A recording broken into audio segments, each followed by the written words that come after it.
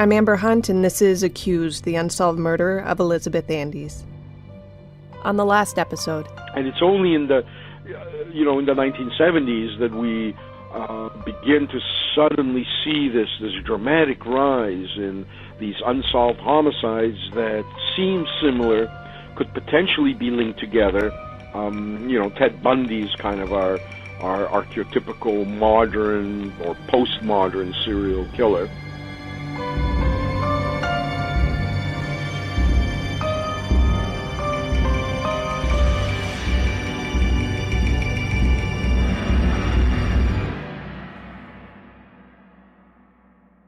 In today's world of forensic files and CSI, it's tough to imagine a universe without DNA. A tiny piece of a latex glove and some broken glass were the only clues. I always loved Peter Thomas's intros on forensic files.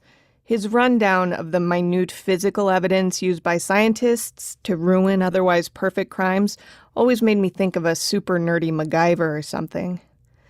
But alas, even the TV shows based on real life oversimplify just how tough crime solving can be, especially when you're dealing with a cold case.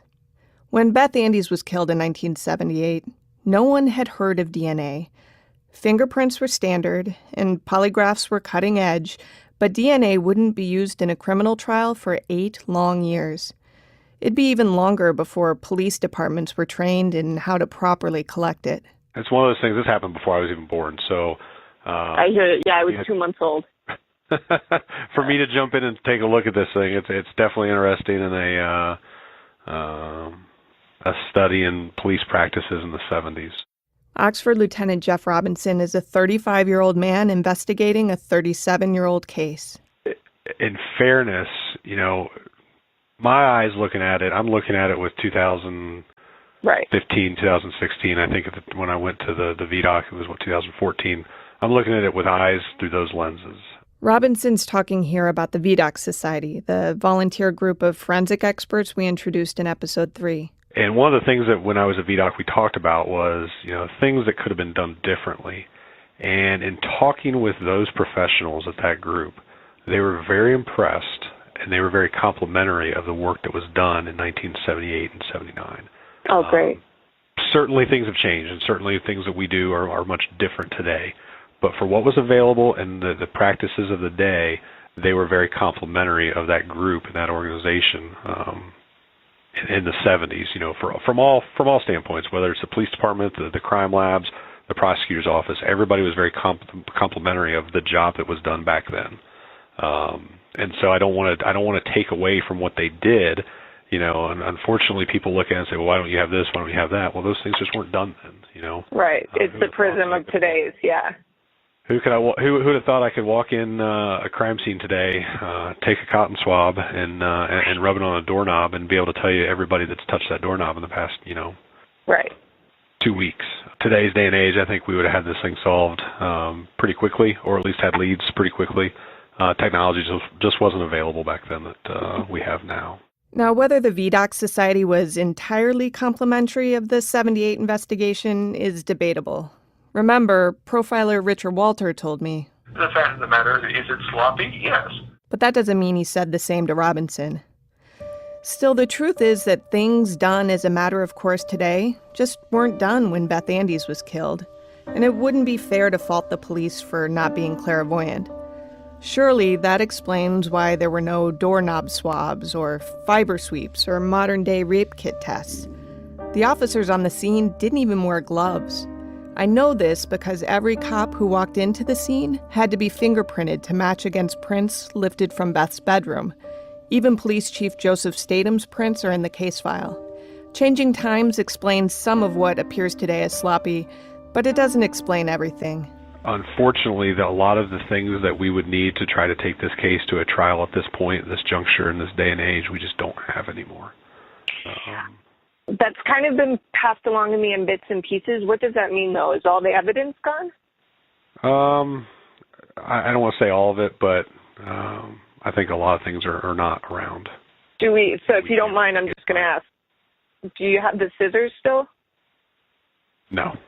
This is another one of those "are you kidding me" moments in this case. My producer Amanda and I were told early on that a lot of the evidence has been misplaced. According to Andy's family lawyer, Deb Leiden, they have lost that sewing kit. They've lost the scissors. They've lost the clothing from Beth's. They've lost everything except paperwork, written reports, and so forth. Well, they say they've lost it. We can give the police a pass for not knowing about DNA in '78, but not for misplacing evidence. Since long before Jack the Ripper, it's been standard police practice to hold on to murder weapons and bloody clothes. I'm being careful here to say it's misplaced because I refuse to believe it's lost forever. I'm reluctant largely because no one is able to say for sure when the evidence went missing, which is insane to me. I've seen the kind of detailed chain of custody that typically is associated with boxes of evidence in criminal trials. When it's destroyed, there's usually paperwork involved. Here, we know that all of the items were around for the 1979 trial, and then they were admitted in the 1983 civil case. After that, there's a notation that indicates a courier named Bruce Horner picked up the evidence from Cleveland, where the civil trial was held, to deliver it back to authorities in Butler County, but there's no notation of it ever having arrived.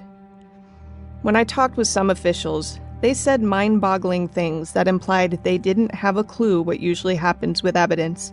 Here's me talking with Steve McHugh, an attorney for the Oxford Police Department. Well, if it was returned, then it probably would have been returned to the family. I'm not sure. I can't speak where the prosecutor did with it. Well, I mean, like the scissors that were supposedly the murder weapon wouldn't have been returned to the family, would they? I mean, within that let me ask the chief. I know, I'm putting you on the spot. Yeah, because you're asking me. I mean, that's a legitimate question. I just don't know. I checked with the family, and no, the murder weapon scissors were not returned to them.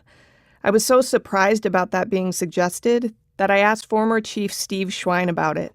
He had worked as Oxford's police chief from 1990 to 2011 and had tried to get the case reopened. Would it make sense to you that the evidence would have been returned to Beth's family? Never. Okay. That's what McHugh told me might have happened. Never, ever. Okay. So this is the heart of this episode, our search for the evidence. If this were a 1980s movie, this would be our musical montage moment. You have reached the public affairs section of the Hamilton Police Department. After the tone, please leave a message and we'll contact you. Hi, this is Amber Hunt. I'm a reporter with the Cincinnati Enquirer. I'm actually looking for some evidence. Butler County Commissioner's Office, this is Erica. How can I help you? Hi, Erica. My name's Amber Hunt. I'm a reporter with the Cincinnati Enquirer. Yes. Okay, so this is a complicated one, but I'm going to make it as painless as possible, I swear. So okay. I'm doing a story. Clerk's office. I am working on a story about a case, and basically I'm trying to figure out if the evidence in said case is still in your courthouse. That the case had been sealed by Bob Young to make his life a bit easier made things all the more difficult for me because I couldn't just spout off a case number. I had to explain that it had been sealed. But no, really, you're allowed to talk to me about it. I pinky swear. Sometimes they seem like they believed me. Sorry to keep you waiting. I'm not finding anything. You're not finding anything? As in, you don't see record of the case? Or? I'm not finding a case, no. Mm-mm. Other times, not so much. I talked with Gary Yates, administrator of the Butler County Courthouse. He told me he wouldn't even look for case evidence because of the seal. You can't just peek and make sure there aren't any stray boxes with, bloody scissors inside, I asked. No dice. That's when Deb Leiden stepped in and declared me an official Andy's family designee with whom this case could be discussed, seal be damned. Yates eventually replied via email. Quote, I had our evidence custodian search the evidence room located in the Butler County Courthouse for exhibits related to this case. After a lengthy search of old exhibits, no exhibits in the custody of the Butler County Commonplace Court were discovered related to this case. End quote. He also mentioned that a judge thought maybe the evidence had been destroyed in a fire or a flood. He closed the email by saying, quote, even though this matter is of great importance to the family, I don't know of any further assistance the court can offer in securing the items sought by the Cincinnati Enquirer. End quote.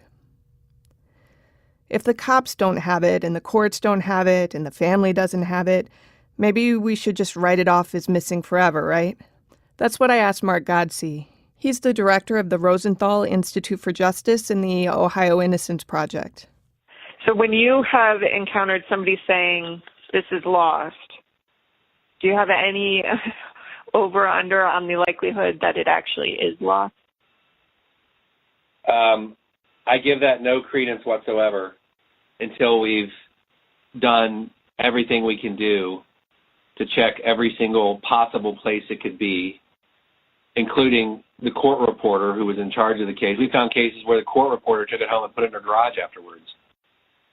And so until we run down every single thing after brainstorming, we could think of where it could possibly be, and we've double-checked it. And then we've looked under every possible name and co-defendant and victim and everything else. Then we sort of say, okay, maybe it's lost, but if it's not, we can't think of anything else to do to try to find it. So just a statement that it's lost doesn't mean much to me. Okay. All right, well. Not that I think anybody's lying. I just think no, but they might not know, right? Godsey knows a lot about supposedly lost or destroyed evidence. He estimates that he's encountered it in about 3/4 of the cases his organization weighs. And even worse than that, the record keeping is often very bad. So, a lot of times you just can't find where it is. There will be one record saying that the file was submitted to this court, and then you go to that court, and the record will say, it was never sent here, and things like that. So it just becomes like a wild goose chase. So Amanda and I started chasing. We began with the Oxford Police Department. Here's longtime veteran John Buchholz, who eventually became assistant to the chief. We talked with him in the department lobby, and he told us about how Schwein tried to reopen the case after he had joined the department in 1990. If I remember right, that I can remember in the early 90s going down to the Butler County Courthouse to retrieve some of the evidence and things like that, and found out that it was stored in the basement, and during a flood, everything was destroyed. That's what we've heard. Yes, that happened back in the early 90s. That we were because our original chief, not our original, but the one that came in '90, Steve Schwein. Schwein, okay. Okay, he was really hot on this as being a cold case. Even though everybody knew or thought they knew that the boyfriend did it. That he was really hot on it all the time. Never let it go, and that's how we found out that half the crap was gone. We had heard this a few times, that there was a flood in the courthouse basement, but no one could tell us precisely when it happened or what all had been destroyed. Before Amanda and I started asking questions, it seemed like no one was really that concerned that they couldn't find the evidence. Which I guess makes sense if you're absolutely sure Bob Young is the killer and can't, thanks to double jeopardy, be tried for it again anyway. Because the only thing that was really destroyed, as far as I remember, would have been the actual physical evidence. Right, the stuff that would convict somebody. Right. How That's kind of the interesting. important stuff. What if he stuck in there and turned the water faucet on? It might sound odd that we're laughing here about something that's obviously serious. Aside from that being kind of my go-to during interviews, it's also because this was one of our first interviews on the case. We didn't know yet how things would unfold. After I talked with Buchholz, I combed newspaper clips and saw no coverage of any courthouse flood. So I asked Mary Swain, who's not only the clerk of courts, but also something of a local history buff. She did remember some pipes bursting and damaging some files, but that happened in about 2005, and several people, including Buchholz and Schwein, said they'd gone to look for the physical evidence long before that, but couldn't find it. As I cold-called dozens of places looking for any clue about these missing clues, I was directed at one point to Butler County's Records Center. Okay, the director's name is Rhonda Fries. I called Fries, and she sounded enthusiastic when she said she'd do some digging. But the return call I got wasn't what I was expecting. This is Rhonda Fries from Butler County Records Center. Getting back with you regarding the inquiry you made pertaining to a 1978 criminal case. and to let you know that the Ohio Revised Code 2933.82 that became effective in year 2010, and it did not have any grandfathering or retroactive clause. This is all legalese. In English, it means that in 2010, a law was enacted dictating that all evidence in murder cases without convictions should be kept indefinitely. Godsey of the Innocence Project actually helped draft that law because his organization got so frustrated by how often evidence seemed to disappear in life and death cases. But Freese's message to me sounded more about liability. She made a point to say that this law wasn't enacted until long after Beth Andes was killed, which had nothing to do with my search for the evidence. So I called her back. Hey, Rhonda, it's Amber from the Enquirer. Hello, how are you? I'm doing well. Thank you so much for the call. I'm not going to sue you. Oh, no. It's okay. I knew that. Okay. I just, no, it was, no. I knew that you were researching for that record because actually I was curious about this one as well. After we cleared that up, she told me she couldn't find any records about where the evidence had gone. And then she directed me to someone else, who directed me to someone else, who directed me to a woman she was sure would be helpful, whose name was Rhonda Freese. This is what Godsey meant by wild goose chase. So if the evidence isn't in Oxford or at the Butler County Courthouse, I thought maybe I'd check with the very last place we knew it was for certain. That's the federal courthouse in Cleveland where the civil trial was held in '83. Schwein told me that it should have been returned after the trial. But it never made its way back to the Oxford PD property room, where it should have rested, especially in light of the fact, either way, it should have made its way back. After the criminal trial, come back. If it has to go to the civil, that's fine. It should come back. Guilty or not guilty, it should been in repose in OPD's evidence vault. Either number one for further investigation, if in the case of not guilty, which it was, or number two, in the case of guilty, an appeal down the road. Should have come back to here. So either way, conviction or no conviction, the protocol would have been to keep it in a specific place at the Oxford Police Department. Almost any place you go, I believe that would be the protocol. So I called the federal courthouse in Cleveland and described what I was looking for to Operations Supervisor Robert Pitts. Okay, that sort of stuff, evidence itself, those things, that's all returned to counsel at the conclusion of a trial. The clerk's office don't keep any of that kind of stuff. Okay. So what is it, and can you say definitively that that's the protocol, like it's always done this way? Yes. So maybe a long time ago, perhaps there was, the clerk's office may have held on to evidence, but as long as I've been around, it's been 21 years, we have never kept evidence. That's always been returned to counsel at the end of the trial. And how is it returned? Is it like packaged up? Is it labeled? It's however they gave it to us. Anything they went back to a jury, however they presented it in court, that's how it's returned. If they had it in a box, brought it in a box, and presented it to the jury. It goes back to the jury in the box. The jury looks at it, considers it, and put it back in the box and give it back to counsel. And which counsel? The plaintiff? Whoever evidence it was, whoever presented the evidence. Oh, okay, so whoever brings it in, it goes back to them. If it was in plaintiff's case in chief, then plaintiff's counsel received it. If it was a defendant exhibit, then defense received it. Yeah, we never hold on to any evidence. There's no storage, and I'm sorry to hammer this home, but I just want to make sure I don't misunderstand. There is no storage where you guys have evidence kept there? No. What about during the trial? Is it kept anywhere? During the trial, anything like drugs, money, firearms, that's all returned to counsel at the end of every night. If it's at the end of every night, even? Yeah. We never hold on to that kind of stuff. This is one of more than 24 calls I've made trying to find this evidence.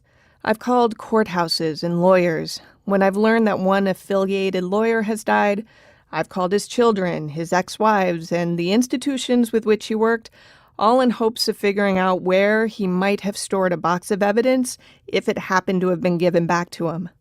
I've had hopeful moments like this one when I was sick and lost my voice. So what did they find? The file. Like what's in it? I don't know. You know what's in it.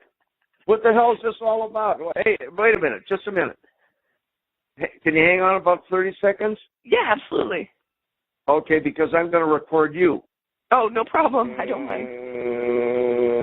Okay, you're being recorded now, all right? All right. Who am I talking to again? My name's Amber Hunt. I'm a reporter with the Cincinnati Enquirer who happens to have laryngitis. Dick Walsh never knew anything about Beth Andes, but he's a Cleveland lawyer who helped sort through the files of Andes' family attorney Paul Markstrom after Markstrom died.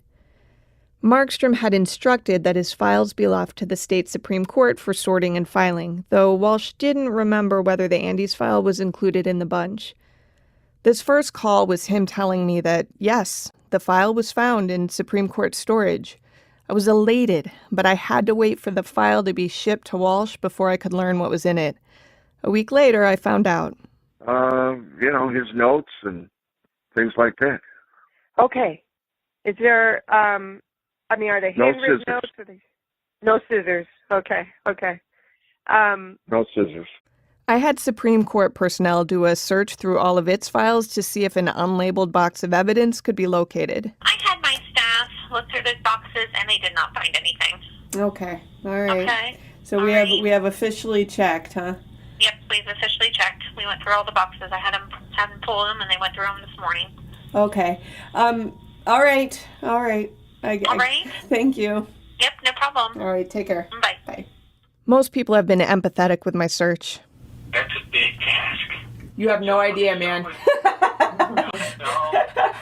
Thank you for the empathy. It has been exhausting, and as common as Godsey says it is for evidence to be lost in a case, he still doesn't say there's any excuse for it. My goal here is to kind of to be the bad cop.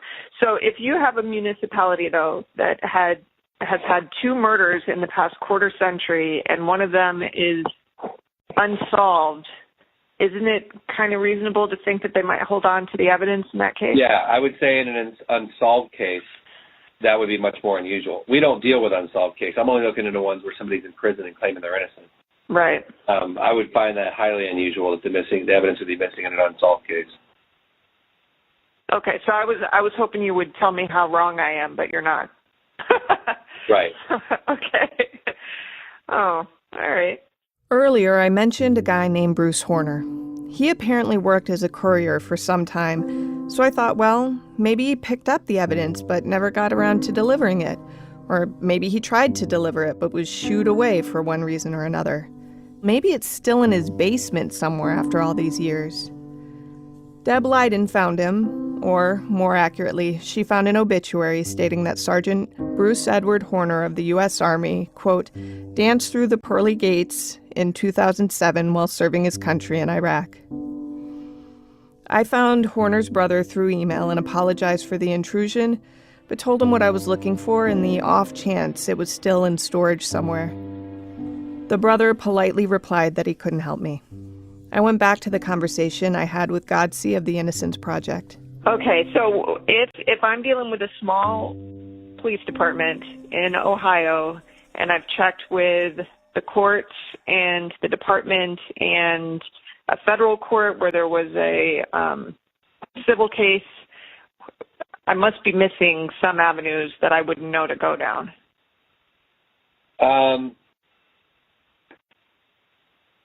Did you check in, well, I guess there was an acquittal, so it didn't go to the Court of Appeals. It doesn't say you could check the Court of Appeals. Right. I would look at any other departments that were involved in it, because a lot of times, say it's a small municipality, they'll bring in the sheriff's department, they'll bring in the FBI or somebody else. And it's hard to find that out unless you get some sort of file or transcript from the trial to see if there's any other departments that were involved. Right. I would check with the court reporter, if you can track down who the court reporter was all the way back then. I checked with the county, with the City of Hamilton Police Department, with the Ohio Bureau of Criminal Investigations, all of which assisted in this investigation, but I had no luck. So I took Godsey's advice and went the court reporter route, starting with Frank Versaggi, who's listed as one of the reporters in the civil trial. I'm working on a case from 1978 in which you were the court reporter. Get out of here. Oh, my God. I know. That must have been one of my first depots. That's the year I started. But anyway, obviously, if you're asking for some kind of copies of transcripts, A, the firm I was working for at that time, this is before I started my own firm, has disbanded. They're all dead. And B, we wouldn't have anything from 1978 anyway. No, and to be honest, what I'm looking for is even a longer shot than that. I reached out to somebody from the Innocence Project to ask how they sometimes find evidence that has been misplaced, and they suggested checking with the court reporter. That's why I'm calling you. Okay, well, obviously I don't have anything from 1978. No, of course not. Why are you even on this case? I don't get it. That was 38 because it's years still ago. unsolved. The God, family's you're kidding me. Yeah.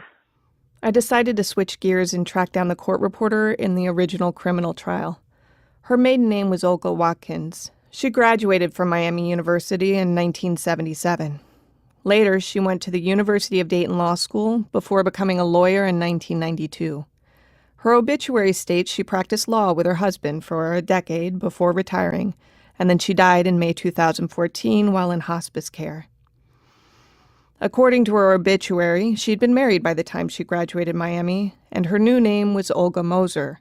Her husband was Michael Moser, the prosecutor on Bob Young's case and the lead prosecutor in Butler County now. We've been trying throughout the reporting of this project to talk with Michael Moser. After learning that his wife was the original court reporter and learning that the Innocence Project has several times found lost evidence with these reporters, we went back to his Butler County office to try once again to talk with him. I'm sorry, he's in a meeting. Can I take your number or something? I want him to call you. I've left a lot of messages, so I was hoping to chat with him. Do you know when he'd be done with this meeting? No, I don't. We'd be happy to wait. No, he would not be able to come out here. He's in a meeting, so I'm not sure when he'll be done. Okay, but we could wait. No, it's okay. Okay, but I've left messages for 6 months now. Okay, and all I can do is give him the messages. Is it possible to get the courtesy of a reply? Well, like I said, I can take the message and give him the number, and that's all I can do. Is there a reason he won't take? I don't know. That's not something that I'm privy to. Okay, because I've been a journalist for 20 years. I've never had a prosecuting attorney flat out refuse to say at least no comment. Sorry. Well, like I said, all I can do is take a number and give it to him, and that's all I can do. Yeah, and I do understand that you're, the liaison here. I do. But you're going to take my number, and if anything, it's going to be, I'm not going to hear from him because I've been doing this for 6 months. Like I said, that's all I can do, and I will do my best. Okay. Thank you. Thank you. And it's hunt, H-U-N-T, right? Right, like going hunting. Okay. Hi there. Do you know where Mr. Moser is? He's probably not in his office, but did you? No, I did. Yeah, we did. I'm kind of joking. Because I've been there like 15 times. Yeah. Oh, really? Yeah.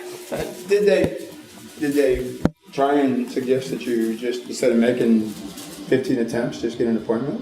We've tried that too. We don't get a response when we ask for an appointment. No, that's not like it. All right, good to know. Thank you. Even without Moser's help, and with all the dead ends we've hit, we refuse to believe that all is lost.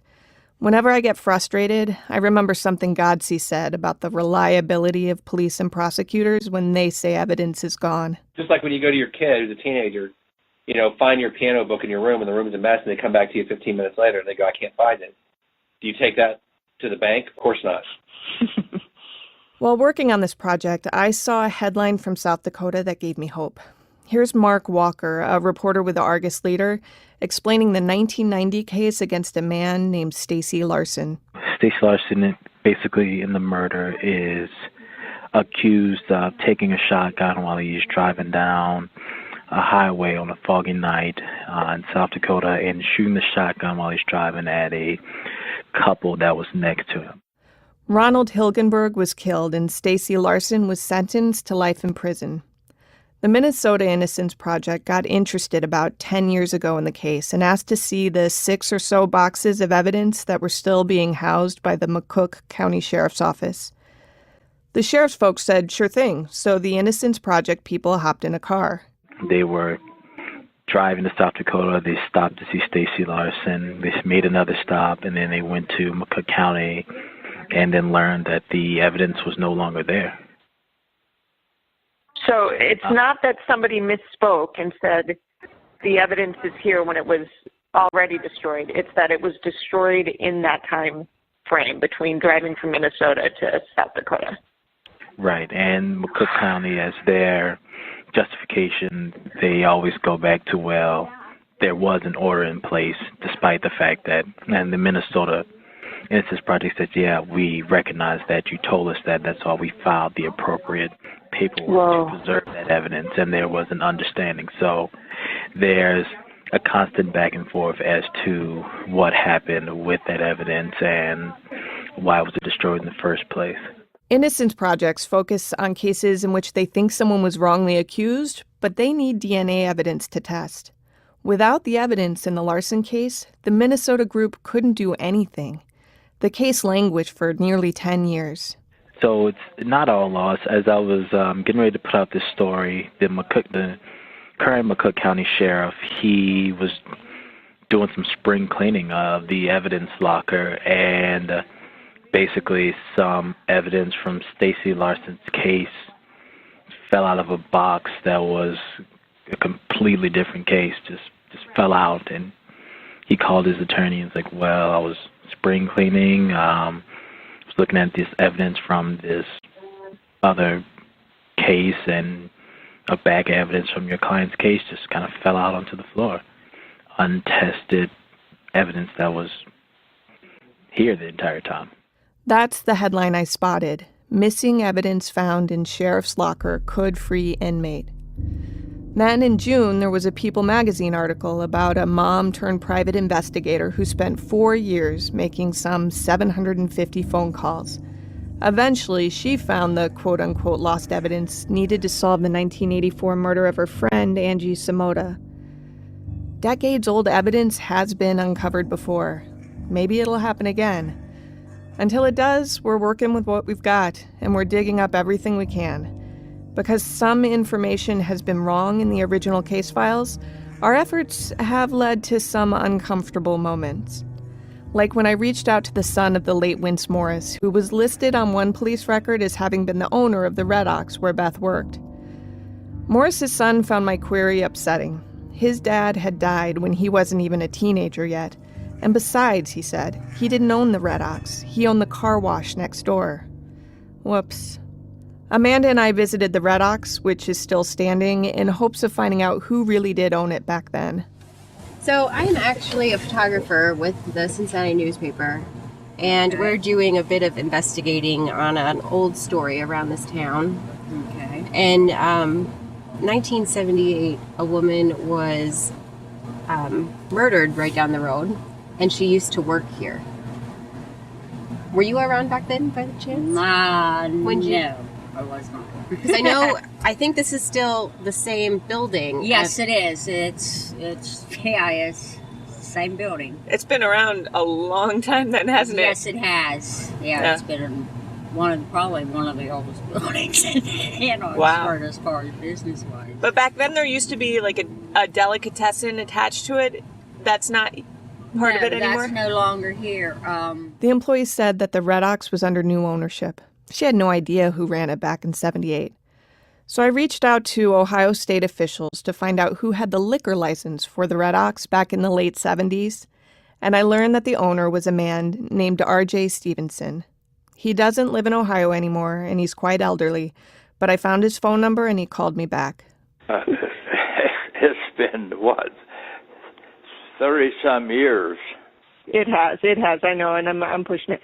So Elizabeth Andes had been killed, in case that rings a bell. So one of the employees at Red Ox, it had nothing to do, as far as I know, with her job there, but she happened to work there.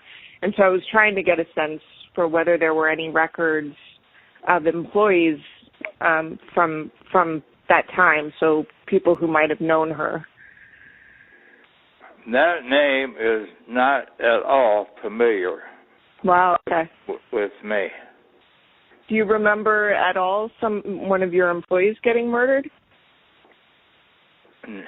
No, and I would have remembered that, I'm sure. I would think so, yeah. I mean, I don't mean to laugh because it's obviously not funny, but I would think that would... No, I wouldn't. I'm sure I would have remembered that, whether it was leased out to an individual or not. Right, okay. Wow. It would have been nice if police had talked with Stevenson back in '78, when it still would have been possible to get a list of Beth's coworkers to interview. For us, it's a swing and a miss. So we tried to figure out what avenues we could still pursue. For starters, I asked forensic pathologist Daniel Spitz to re-examine Beth's autopsy report. I met Spitz in Michigan, where he's medical examiner in Macomb County. She's got, looks to be strangulation type injury. She's got multiple stab wounds. He talks about the extent of the injury in the neck. I don't know if you can really tell how much is from strangulation and how much is from the stabbing, because there's so much bleeding, I'm sure, related to maybe both, that it's hard to tell. He seems to put a lot of evidence in the fact that, or a lot of weight in the fact that there's a lot of hemorrhage and injury in the neck, and that it's out of proportion to a ligature strangulation. If you were dealing only with a strangulation and you knew it was only strangulation, then I might agree with him. But when you have multiple stab wounds in the neck, there's a lot of bleeding and whatnot that might be related to the stabbing and not related to the strangulation. Spitz wasn't as certain as the original pathologist that Beth had not been sexually assaulted. It looks to be like it could be some type of sexual assault. She's got injury to the genitalia. Although, back then they did these swabs, which really are not that helpful. Yeah, no DNA collection. Right. Can you walk me through that back then? Because that is kind of we're going on the idea that she wasn't sexually assaulted, but the tests have changed. So, and, we obviously can't. Yeah, you really can't tell. She's got injury there, a laceration, which is kind of a weird, usually it's bruising, tearing. But, anyway, there seems to be injury there. She's bound up. Many times strangulations in young women are correlated with sexual assault, or at least attempted sexual assault. They looked for sperm and didn't find any in a swab, but that's not that uncommon. Why is that not that uncommon? Well, the sensitivity of the test is just not that great. You're not looking for DNA. We don't even look for it. You don't even really bother to look for that. You just look for DNA because it's a much more sensitive test. Another avenue we could pursue was a more in-depth examination of the crime scene photos. The images aren't the greatest. They're digital scans of photos, but we did notice a few things. Here's Amanda and I trying to sort out our thoughts on this one afternoon in the little office I've dubbed our war room.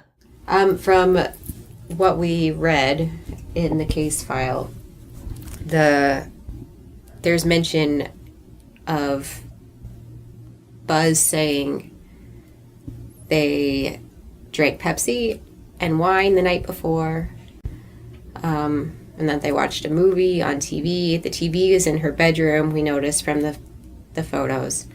And you can also see an empty bottle of Pepsi, or presumably empty bottle of Pepsi, on the kitchen counter in the kitchen. And on a table next to her bed in the room where the crime happened, there's a glass on a small table, so you can see that it has a dark liquid in it, which I presume could be Pepsi.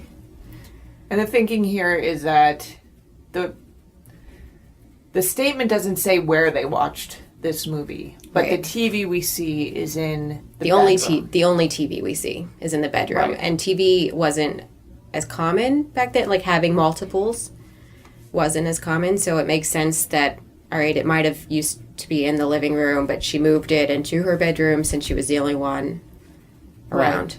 Right. Like we see a bunch of bottles on the kitchen counter. But it doesn't look like it's messy. It looks like it's getting ready to be packed. Right. Like everything looks. And so those cups that are on the small table by her bed, as far as I can tell, aren't even on the evidence list. Right. So they took the table, but not the cups. Right. Right. So they couldn't even fingerprint the cups. So if they had taken the cups and kept the cups, today we could maybe do DNA evidence on the cups. Yeah. That would at least verify or not one of the statements. The issue with the TV stuck with me for days. I really wanted to know if the only TV in Beth's apartment was the one in her bedroom, because if it was, that would make the Buzz call visit seem even more bizarre. He doesn't describe one way or another where they hung out in the apartment, but you would think he would have remembered it if it had been in her tiny bedroom. I called Young to ask what he remembered about the TV. But you don't remember having one in the bedroom? No, I don't. You didn't? Are you pretty I sure? remember. Yeah, I'm pretty sure because I don't know where it would have been. There was the bed, there was the little shelf next to the bed, and the dresser, and I don't really remember there being anything else in there. Closets, like a closet door, but sliding doors, I think. But I don't remember there being a TV in there. Photos of the living room show much of it was in boxes. So it makes sense to me that she might be more comfortable watching shows in her room instead. But was it there that night when Buzz Call hung out? And if so, would she really have watched a movie in her bedroom with him? And would he really not remember that kind of setting? Most people I've reached out to in reporting this case have been incredibly willing to help, including John Shea, the surprise roommate who lived with Beth, Bob, and Sue, but whose name doesn't show up in any of the original files. It sounds like, now that I think of it, really there's a lot of missing pieces that weren't followed up on, and I'm probably one of them. It's kind of weird that somebody that would have lived there never been asked question one. We do still have 6 unidentified fingerprints and 2 palm prints, which might be helpful to identify. Jeff Robinson says those prints have been uploaded to all the different fingerprint databases and nothing has hit, meaning that the system has never matched one of the prints to anyone else who's been entered into the database.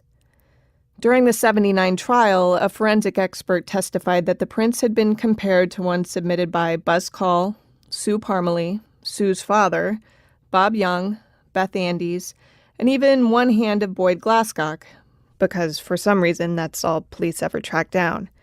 But the expert testified that none matched. I asked John Shea if they might be his prints. My prints should have been, kind of all over the place, depending on, mostly in Sue's room, I think, and whatever bathroom or kitchen, stuff that you'd normally find them on, how often they get wiped off, I don't know. Right. There had to have been, I would think, somewhere in there, my prints. So and I'm not suggesting that they will do this, I'm just curious if you would be game. If one of the current investigators was like, hey, we should try and eliminate you after the fact, do you mind, in terms of whether these prints are yours, would you be willing to do that? Yeah. Okay. I don't know. Yeah. I just wanted to be yeah. I just want to know how useful these remaining prints are. Because if they're yours and you were in Aspen, obviously they're not as useful as I was hoping they were. But if they're not yours, then maybe they are still useful. We passed along John Shea's information to Oxford's Lieutenant Robinson. Last we checked, John's still waiting to hear from him. We know that for Lieutenant Robinson, this must be an awkward case to pursue. While he's an Oxford transplant, he knew about the case long before pro bono attorney Deb Leiden came knocking. Robinson had come up in the ranks admiring legends on staff like Pat Baird and Richard McVeigh.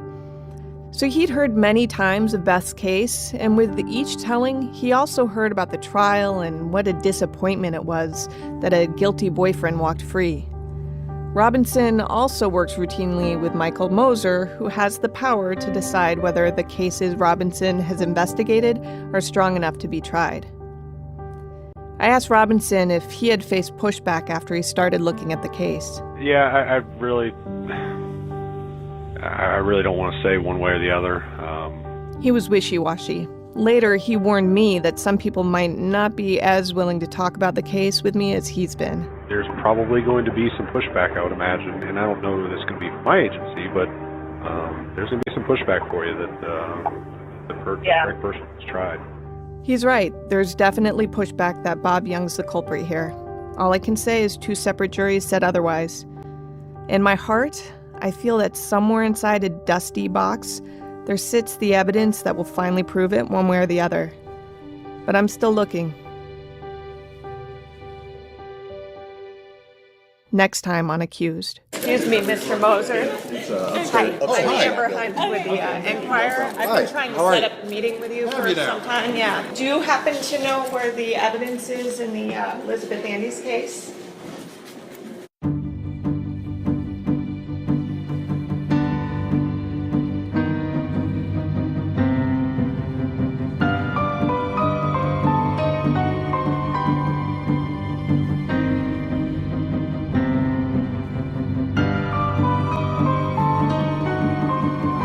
This is a special project from the Cincinnati Enquirer, narrated by Amber Hunt, produced by Amanda Rossman, edited by Amy Wilson, and engineered by Stephen Baum at Cincinnati Public Radio.